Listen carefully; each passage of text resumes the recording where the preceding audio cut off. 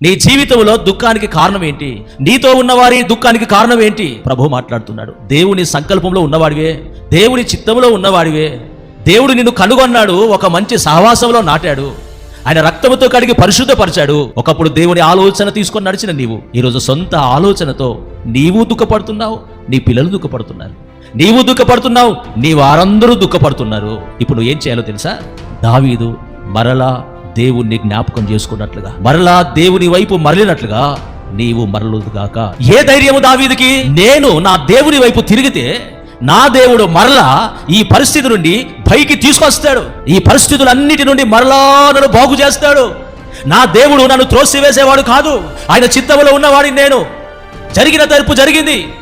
నేను దేవుని వైపు గనక మరలితే, దేవుని ప్రార్థిస్తే, మరలా ఆలోచన గనక పొందుకుంటే నన్ను మరలా దేవుడు నూతన సృష్టిగా మారుస్తాడు అన్న ధైర్యము దావీదు కలిగింది. హల్లెలూయా.